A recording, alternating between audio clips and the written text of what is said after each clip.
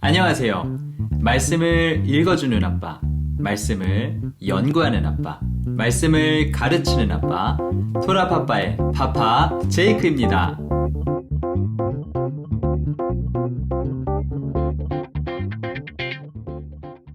네, 이번 주 토라 포션은 39번째 파라샤인 후카트, 율레와 40번째 파라샤인 발락 이렇게 두 가지 파라샤를 함께 살펴보게 됩니다.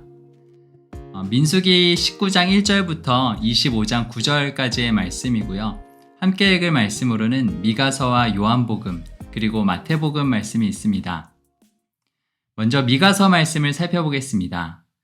미가서 5장 6절부터 6장 8절까지의 말씀인데요. 이 미가서 5장은 메시아와 여호와의 보복의 날에 대한 예언이 기록되어 있습니다. 그 중에서도 미가서 본문 바로 앞부분에는 메시아에 대한 유명한 구절이 기록되어 있는 것을 볼 수가 있는데요. 미가서 5장 2절 말씀을 읽어보겠습니다. 베들레헴 에브라다야, 너는 유다 족속 중에 작을지라도 이스라엘을 다스릴 자가 내게서 내게로 나올 것이라. 그의 근본은 상고에 영원에 있느니라. 아멘. 이어지는 이후 구절들에서는 야곱의 남은 자에 대한 예언들이 기록되어 있는데요. 이번 주 살펴볼 40번째 파라샤 발락에서 민수기 24장 후반부 말씀인 15절에서 24절까지의 말씀을 보면 발람이 이스라엘과 주변 나라들에 대해서 예언하는 이야기가 등장합니다.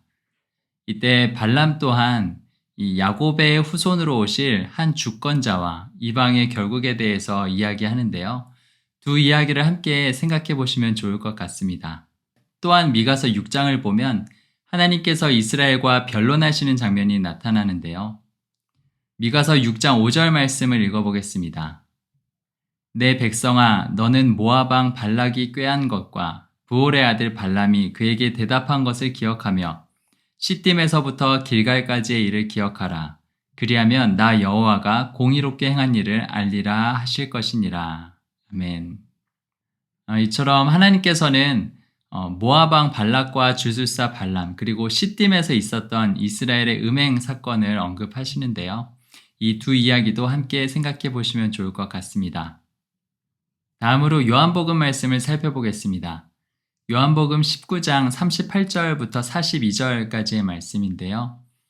이 말씀은 십자가에 달려 죽으신 예수님을 아리마대 사람 요셉과 니고데모가 가져다가 유대인의 장례법대로 향품과 함께 세마포에 싸서 동산에 있는 무덤에 장사하는 이야기가 기록되어 있습니다. 이번 주 우리가 함께 살펴보게 될 39번째 파라샤인 후카트의 민수기 19장에는 시체를 만진 자에 대한 율례가 나타나 있는데요. 이 율례대로라면 아리마대 사람 요셉과 니고데모는 시체로 인해 부정해져서 안식일에 참여할 수가 없게 됩니다. 결국 이 두 사람은 예수님만이 진정으로 안식일의 주인이시라는 것을 알았던 것 같습니다. 또한 민수기 20장 말씀에는 모세의 누이인 선지자 미리암과 모세의 형인 대제사장 아론의 죽음 이야기가 나오는데요. 특별히 이 두 사람은 출애굽한 이스라엘 백성, 그 중에서도 출애굽 1세대를 상징하는 대표적인 인물들입니다. 요한복음에 나오는 예수님의 죽음과 부활 사건과 함께 이 출애굽 1세대가 죽고 출애굽 2세대가 시작되는 이야기를 함께 생각해 보시면 좋을 것 같습니다. 다음으로 마태복음 말씀을 살펴보겠습니다. 마태복음 21장 1절부터 11절까지의 말씀인데요. 이 말씀은 예수님께서 잡히시기 전에 마지막으로 예루살렘에 입성하시는 장면이 나옵니다. 이때 예수님께서는 두 제자를 맞은편 마을로 보내셔서 나귀와 나귀 새끼를 끌고 오라고 하신 후에 그 나귀를 타고 예루살렘에 들어가시게 됩니다. 마태복음 21장 2절에서 3절 말씀을 읽어보겠습니다. 이르시되 너희는 맞은편 마을로 가라. 그리하면 곧 매인 나귀와 나귀 새끼가 함께 있는 것을 보리니 풀어 내게로 끌고 오라. 만일 누가 무슨 말을 하거든 주가 쓰시겠다 하라. 그리하면 즉시 보내리라 하시니. 아멘.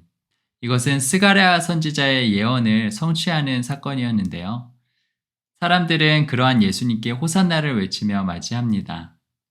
우리가 함께 살펴보게 될 40번째 파라샤인 민수기 22장부터 25장에는 이스라엘을 저주하기 위해 모압의 왕 발락이 주술사인 부올의 아들 발람을 데려오는 이야기가 등장합니다. 이때 이 발람 또한 나귀를 타고 모압으로 오게 되는데요. 이 여정 가운데 하나님께서는 나귀를 통해 발람에게 하나님의 뜻을 전하시는 장면이 나옵니다. 결국 발람은 이스라엘을 저주하지 못하고 세 차례나 축복을 선포하게 되는데요. 이 두 이야기를 함께 살펴보시며 이스라엘을 향한 하나님의 마음과 또 그분의 계획을 함께 생각해 보시면 좋을 것 같습니다. 이어서 민수기 말씀을 살펴볼 텐데요. 민수기 19장 1절부터 25장 9절까지의 말씀입니다. 이번 주 우리가 함께 읽게 될 매일매일의 본문 말씀은 다음과 같고요. 인스타그램에 토라파파에 올리고 있으니까요. 참고하시면 좋을 것 같습니다. 이번 주는 민수기 19장부터 21장까지의 후카트와 민수기 22장부터 25장 9절까지의 발라크, 이렇게 두 개의 파라샤로 구성되어 있는데요. 그럼 먼저 이번 주 살펴볼 두 개의 파라샤의 전체 내용을 간략하게 살펴보겠습니다. 민수기 19장은 법의 율례에 대해서 나와 있는데요. 이것은 죽은 사람을 만진 자의 정결에 대한 율례입니다. 그리고 그 정결 예식을 위해서 붉은 암송아지의 재로 만든 잿물 이야기가 나와 있습니다. 이어서 20장은 모세의 누이 미리암과 모세의 형 아론의 죽음 이야기가 나옵니다. 그리고 그 사이에 이스라엘 백성의 원망 이야기와 에돔 왕의 거절로 인해 홍해길로 돌아서 가나안 땅으로 향하는 이스라엘 백성의 여정에 대한 이야기가 기록되어 있습니다. 다음으로 21장은 드디어 가나안 땅의 왕들과 이스라엘 백성 사이의 전쟁 이야기가 시작되는데요. 먼저 네게브의 아랏 왕과의 전쟁 이야기가 나옵니다. 그리고 이어서 이러한 여정으로 인해 마음이 상한 이스라엘 백성의 원망 이야기가 등장하고요. 다음으로 요단 동편의 두 왕인 아모리의 왕 시온과 바산 왕 옥과의 전쟁 이야기가 나옵니다. 다음으로 22장에는 모압 왕 발락이 이스라엘을 저주하기 위해 부올의 주술사 발람을 불러오는 이야기가 기록되어 있습니다. 그리고 이어지는 23장과 24장에는 모압 왕 발락의 세 번의 저주 요청과 주술사 발람의 세 번의 축복 이야기와 함께 장차 미래에 있을 이스라엘의 주권자에 대한 발람의 예언과 이방 민족들에 대한 예언이 기록되어 있습니다. 마지막으로 25장에는 이스라엘 백성의 우상숭배와 모압 여인들과의 음행, 그리고 그로 인한 하나님의 진노와 연병 사건이 기록되어 있습니다. 그럼 한 장 한 장 좀 더 자세히 살펴보도록 하겠습니다. 먼저 39번째 파라샤인 후카트를 살펴보겠습니다. 민수기 19장에서는 먼저 붉은 암송아지로 부정을 씻는 물을 만들기 위한 재를 만드는 이야기로 시작합니다. 제사장 엘르아살은 이스라엘 자손이 가져온 온전하고 흠이 없는 붉은 암송아지를 잡아서 그것의 모든 것, 곧 가죽과 고기와 피와 똥을 백향목과 우슬초와 홍색 실과 함께 속죄제로 제단 위에서 불태웁니다. 그리고 나서 그 재를 거두어 진영 밖에 정결한 곳에 간직하게 되는데요. 이것을 물에 타서 죽은 사람의 시체로 인해 부정해진 사람을 정결하게 하는 데 사용합니다. 또한 이처럼 붉은 암송아지의 재를 만드는 과정에 참여한 제사장과 또 송아지를 불사른 자와 또 암송아지의 재를 거둔 자는 모두 저녁까지 부정하게 된다고 기록되어 있는데요. 민수기 19장 11절에서 12절 말씀을 읽어보겠습니다. 사람의 시체를 만진 자는 이래 동안 부정하리니 그는 셋째 날과 일곱째 날에 잿물로 자신을 정결하게 할 것이라. 그리하면 정하려니와 셋째 날과 일곱째 날에 자신을 정결하게 하지 아니하면 그냥 부정하니. 아멘. 앞서 시체를 만진 사람은 7일 동안 부정하게 된다는 것을 살펴봤었는데요. 이렇게 부정하게 된 자에게는 셋째 날과 일곱째 날에 이 붉은 암송아지의 재를 섞은 잿물을 뿌려야 깨끗하게 된다고 말씀하십니다. 그리고 만일 이처럼 부정해졌음에도 불구하고 부정을 씻는 잿물로 자신을 정결하게 하지 않은 사람은 여호와의 성소를 더럽히는 것이 되어서 그 백성 중에서 끊어질 것이라고 말씀하십니다. 다음으로 민수기 20장은 모세의 누이인 미리암의 죽음 이야기로 시작하는데요. 민수기 20장 1절 말씀을 읽어보겠습니다. 첫째 달에 이스라엘 자손 곧 온 회중이 신광야에 이르러 백성이 가데스에 머물더니 미리암이 거기서 죽음에 거기에 장사되니라. 아멘. 이 말씀의 배경이 되는 시점은 이스라엘 백성이 가데스에서 가나안 땅 헤브론을 정탐한 이후에 여호와를 믿지 않고 오히려 원망하고 불평함으로 인해서 결국 38년 동안 광야를 돌고 나서 40년 만에 가데스로 돌아오게 된 상황입니다. 따라서 여기에서 첫째 달은 출애굽 40년째 해의 첫째 달이라고 생각해 볼 수 있겠습니다. 이러한 미리암의 죽음 사건에 바로 이어서 이스라엘 백성은 또다시 먹을 것과 마실 것으로 인해서 불평하며 원망하는데요. 민수기 20장 2절에서 3절 말씀입니다. 회중이 물이 없으므로 모세와 아론에게로 모여드니라. 백성이 모세와 다투어 말하여 이르되 우리 형제들이 여호와 앞에서 죽을 때 우리도 죽었더라면 좋을 뻔하였도다. 아멘. 앞서 출애굽기 17장에서 홍해를 건넌 이스라엘 백성이 신광야를 지나 르비딤에 이르러서 물이 없어서 모세를 원망하는 일이 있었는데요. 그때 하나님께서는 모세에게 반석을 쳐서 물을 내라고 말씀하셨습니다. 하지만 이번에 신광야의 가데스에서는 하나님께서 모세에게 반석에게 명령하여 물을 내라고 말씀하시는 것을 볼 수가 있습니다. 여기서 이 르비딤과 가데스에 모두 신광야가 나오는데요. 한글 성경에서는 둘 다 신광야로 번역되어 있지만 영어 성경이나 또는 히브리어 원어 성경을 보게 되면 르비딤의 신광야는 신광야로 되어 있고 가데스의 신광야는 찐광야로 되어 있는 것을 볼 수가 있습니다. 여기서 이 신광야는 엘림과 시내산 사이에 있는 광야이고요. 이 찐광야는 에돔의 남쪽 경계에 있는 광야를 말합니다. 그런데 이번에 모세와 아론은 하나님 앞에서 큰 잘못을 저지르는데요. 하나님의 말씀을 따르지 않고 자신들의 경험을 따라 지팡이로 반석을 2번 치게 됩니다. 그럼에도 불구하고 하나님께서는 반석에서 또다시 물이 솟아나게 하시는데요.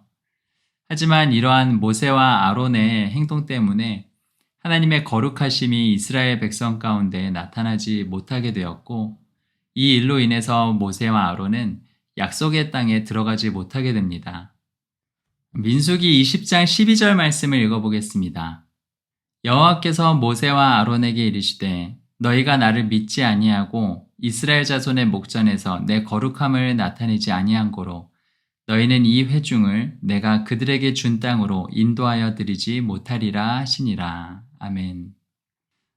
그리고 르비딤에서와 같이 이곳에서도 물로 인해 이스라엘 자손이 여호와와 다투었다라고 해서 이 물을 무리바 물이라고 부르게 됩니다.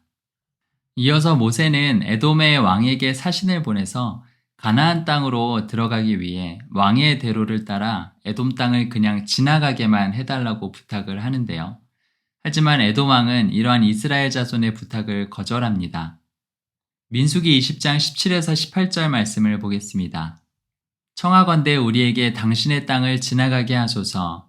우리가 밭으로나 포도원으로 지나가지 아니하고 우물물도 마시지 아니하고 왕의 큰 길로만 지나가고 당신의 지경에서 나가기까지 왼쪽으로나 오른쪽으로나 치우치지 아니하리이다 한다고 하라 하였더니 에돔 왕이 대답하되 너는 우리 가운데로 지나가지 못하리라. 내가 칼을 들고 나아가 너를 대적할까 하노라. 아멘. 여기서 이 에돔은 에서의 자손으로 야곱 곧 이스라엘과 형제가 되는 민족입니다. 하지만 이들 에돔 족속은 이스라엘이 그들 가운데 있는 왕의 대로를 지나가는 것을 허락하지 않고 그들을 강한 손으로 막았다라고 성경에 기록되어 있는데요.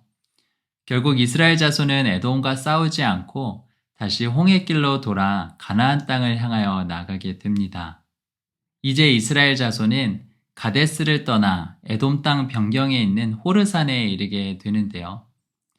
여기에서 하나님께서는 아론의 대제사장직을 아론의 아들인 엘르아살에게 인수하도록 명령하십니다.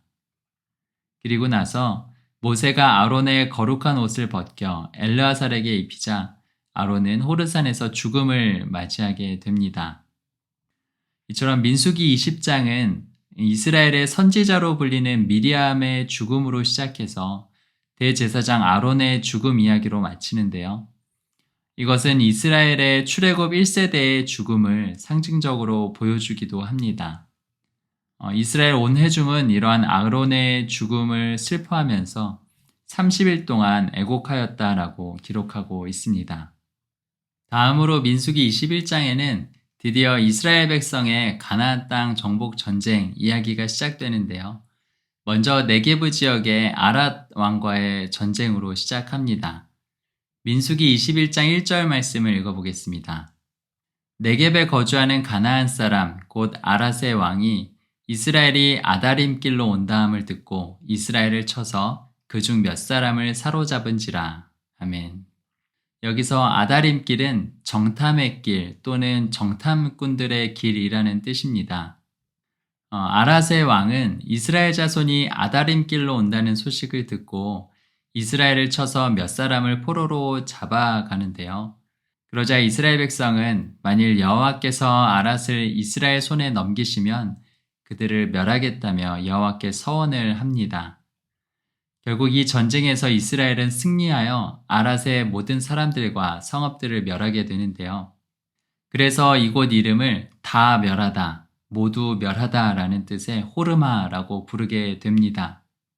그런데 이곳은 앞서 민수기 14장에서 가나안 땅 정탐 이후에 여호와를 믿지 않고 원망하여 가나안 땅에 들어가지 못하리라는 선고를 받았던 이스라엘이 하나님을 또다시 거슬러서 전쟁하러 올라갔다가 크게 패했던 장소였습니다.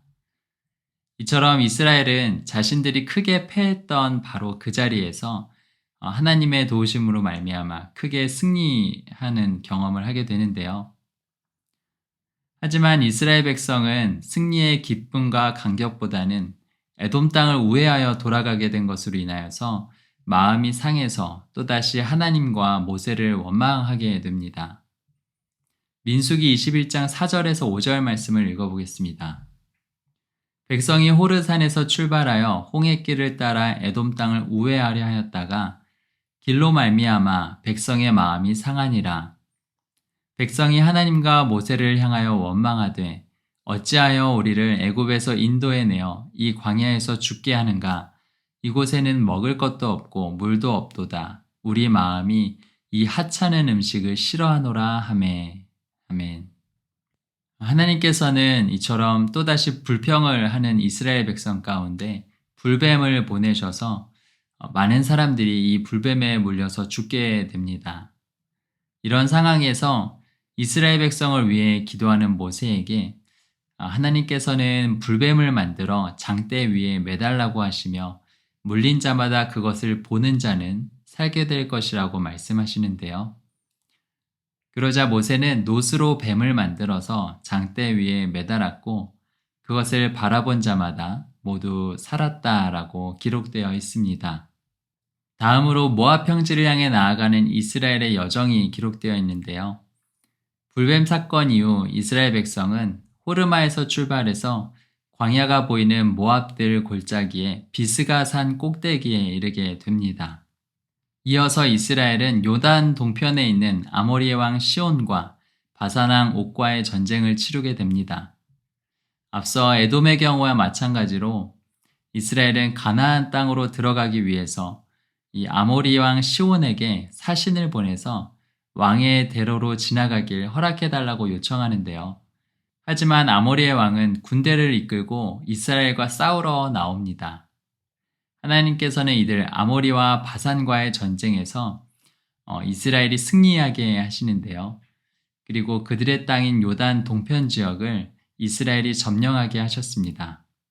그리고 이제 이스라엘 자손은 요단 건너편, 곧 여리고 맞은편인 모압 평지에 진을 치게 되는데요. 그러면서 40번째 파라샤인 발라크로 이어지게 됩니다. 여기서 모압은 아브라함의 조카 롯의 후손인데요. 이 모압의 왕이었던 십볼의 아들 발락은 이스라엘 백성의 수가 많은 것을 보고 심히 두려워하며 번민합니다. 마치 애굽에서 이스라엘 자손의 번성을 보면서 두려워했던 바로를 생각나게 하는 부분인데요.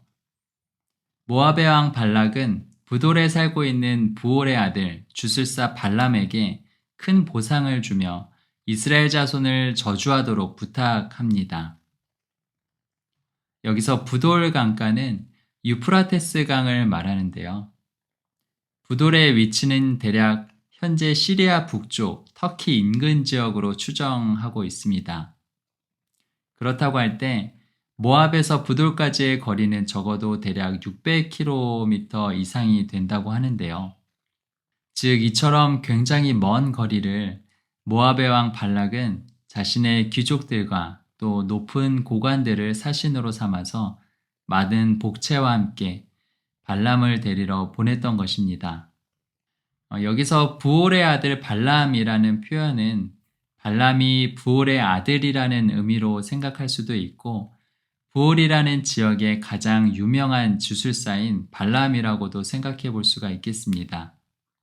민수기 22장 6절 말씀을 읽어보겠습니다. 우리보다 강하니 청하건대 와서 나를 위하여 이 백성을 저주하라. 내가 혹 그들을 쳐서 이겨 이 땅에서 몰아내리라. 그대가 복을 비는 자는 복을 받고 저주하는 자는 저주를 받을 줄을 내가 알미니라. 아멘. 이처럼 모압 왕 발락은 이 부돌에 사는 부올의 아들 발람에 대해 소문을 들어 알고 있었습니다. 그런데 이 발락이 발람에 대해 알고 있는 정보는 우리에게 굉장히 익숙한 내용인데요. 바로 창세기 12장에 하나님께서 아브라함과 언약을 맺으시며 아브라함에게 축복하신 말씀입니다. 창세기 12장 3절 말씀을 보겠습니다. 너를 축복하는 자에게는 내가 복을 내리고 너를 저주하는 자에게는 내가 저주하리니 땅의 모든 족속이 너로 말미암아 복을 얻을 것이라 하신지라. 아멘. 그리고 이 동일한 축복을 창세기 27장에서 아브라함의 아들 이삭이 그의 아들 야곱, 곧 이스라엘에게 해주었습니다. 그런데 성경을 보면 이 주술사 발람이 여호와의 이름을 알고 있는 것을 볼 수가 있습니다. 심지어 하나님께서 그에게 임하셔서 말씀하시기까지 하는데요. 하나님께서는 발람에게 이스라엘 백성은 복받을 자들이므로 저주하지 말고 그 모압 사람들을 따라가지도 말라고 경고하십니다. 하지만 계속되는 이 모압 왕 발락의 요청에 발람은 하나님께 다시 묻게 되고 하나님께서는 그들과 함께 가지만 하나님께서 주시는 말만 따르라고 말씀하십니다. 여기서 흥미로운 이 말하는 나귀의 이야기가 등장하는데요. 모압의 사신들을 따라서 길을 나선 발람 앞에 칼을 들고 서 있는 하나님의 사자가 나타납니다. 하지만 그것을 본 것은 발람이 타고 있던 나귀뿐이었는데요. 그래서 이 나귀는 발람에게 채찍질을 당하면서도 세 차례나 길에서 벗어나게 됩니다. 그런 나귀를 지팡이로 때리는 발람에게 하나님께서는 나귀의 입을 여셔서 말하게 하시고 또 발람의 눈을 여셔서 칼을 들고 서 있는 여호와의 사자를 보게 하십니다.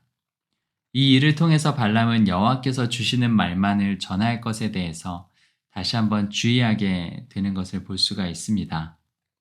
이어지는 민수기 23장과 24장에는 발람의 예언 이야기가 기록되어 있는데요.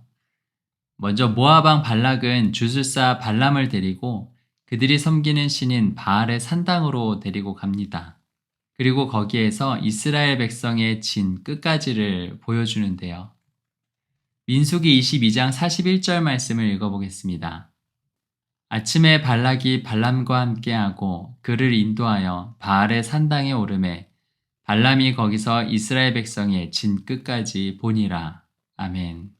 하지만 모압의 왕 발락의 기대와는 달리 주술사 발람은 이스라엘 백성은 여러 민족 중에 하나와 같지 않다라고 말하면서 이스라엘을 축복하는 예언을 하게 됩니다.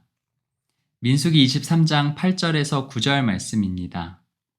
하나님이 저주하지 않으신 자를 내가 어찌 저주하며 여호와께서 꾸짖지 않으신 자를 내가 어찌 꾸짖으랴. 내가 바위 위에서 그들을 보며 작은 산에서 그들을 바라보니 이 백성은 홀로 살 것이라. 그를 여러 민족 중에 하나로 여기지 않으리로다. 아멘. 그러자 이번에는 소빔들의 비스가 꼭대기로 발람을 데려가서 이스라엘 백성의 진영 끝만을 보여줍니다.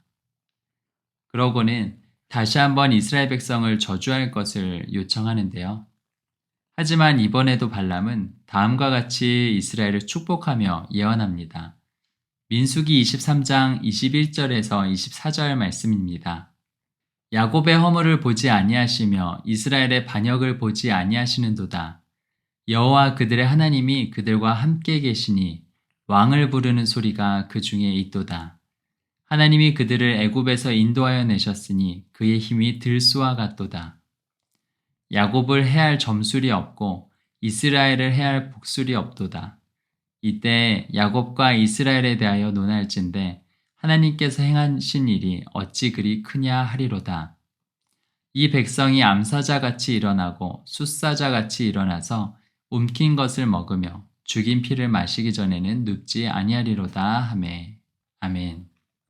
그러자 이번에는 발람을 광야가 내려다 보이는 부을산 꼭대기로 데려가 다시 한번 이스라엘을 저주할 것을 요청합니다.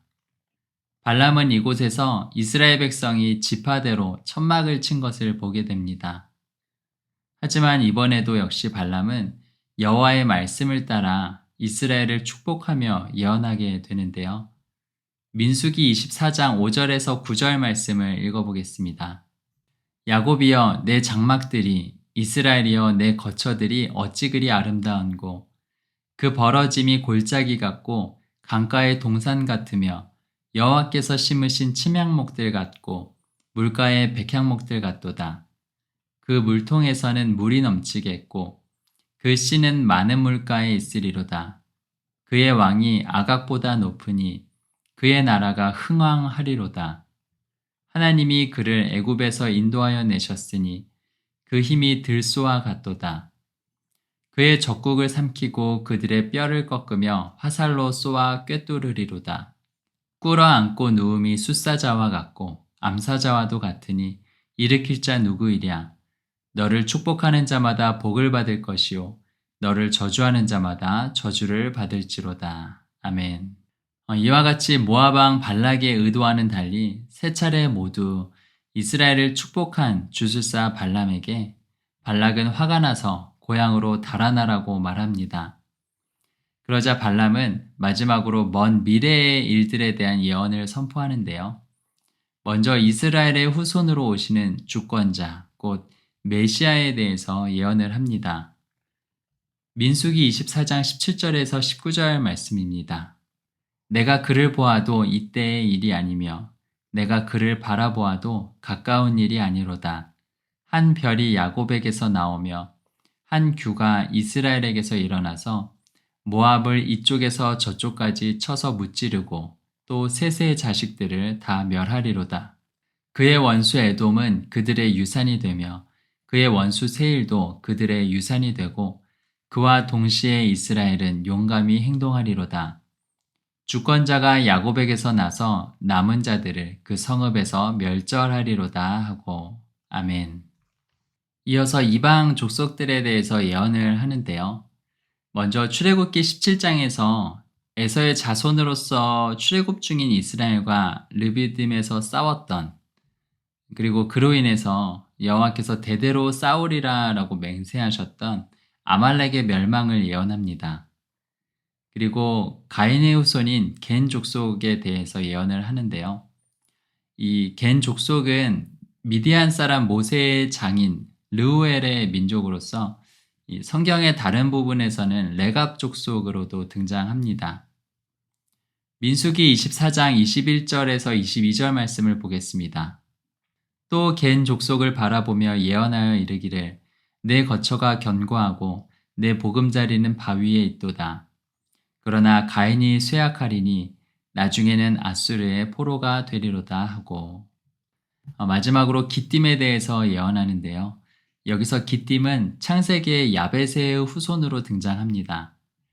민수기 24장 23절에서 24절 말씀입니다.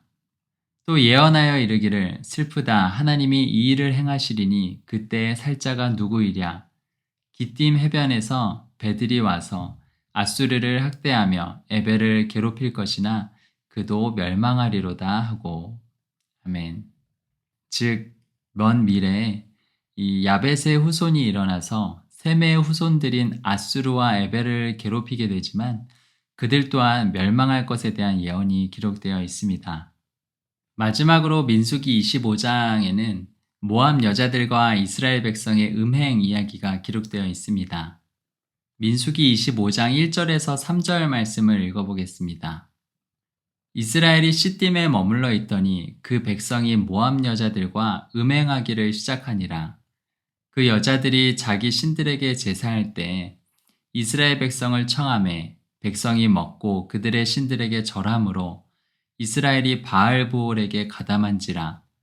여호와께서 이스라엘에게 진노하시니라. 아멘. 여기서 바알부올은 부올의 바알이라고도 번역할 수 있는데요. 앞서 24장을 보면 부올의 아들 발람이 3번이나 이스라엘을 축복하고 나서 그의 고향인 부돌로 잘 돌아간 것 같지만 성경을 살펴보면 시딤에서 벌어진 이러한 이스라엘의 음행과 관련해서 발람이 함께 언급되는 것을 볼 수가 있습니다. 즉, 이 사건이 발람과 연관이 있다는 것인데요. 이처럼 모압 여인들이 바알을 음란하게 숭배할 때 이스라엘 자손들을 초대해서 그들과 함께 바알 숭배에 참여하게 하고 또 음행을 저지르는 일이 벌어졌습니다. 이로 인하여 하나님께서는 진노하시고 이스라엘 가운데 연병이 퍼지기 시작하는데요. 하나님께서는 모세에게 이스라엘 백성의 수령들을 잡아다가 태양을 향하여 여호와 앞에서 목매어 달라고 말씀하십니다. 민수기 25장 4절에서 5절 말씀입니다. 여호와께서 모세에게 이르시되 백성의 수령들을 잡아 태양을 향하여 여호와 앞에 목매어 달라. 그리하면 여호와의 진노가 이스라엘에게서 떠나리라. 모세가 이스라엘 재판관들에게 이르되 너희는 각각 바알부올에게 가담한 사람들을 죽이라 하니라. 아멘. 이 일로 인하여 이스라엘의 온 회중이 슬피 울게 되었는데요. 바로 이러한 상황에 이스라엘 자손 중 한 사람이 모압 여인을 데리고 와서 자기의 장막으로 들어가는 것을 제사장 엘르아살의 아들인 비느하스가 보게 됩니다. 그리고는 그가 손에 창을 들고 들어가서 그 2사람의 배를 꿰뚫어 죽이자 이스라엘 가운데 연병이 그치게 되는데요. 성경은 이때 연병으로 죽은 자가 24,000명이었다고 기록하고 있습니다. 앞서 민수기 14장에서 하나님께서 맹세하신 것처럼 하나님을 시험하고 또 악하게 원망했던 이스라엘의 출애굽 1세대들은 40년 동안 광야에서 방황을 하며 모두 죽게 됩니다. 그리고 이제 출애굽 2세대가 다시 약속의 땅인 가나안을 향해 나아가기 시작하는데요. 하지만 여전히 이스라엘 가운데 원망과 불평이 끊이지 않는 것을 우리는 보게 됩니다.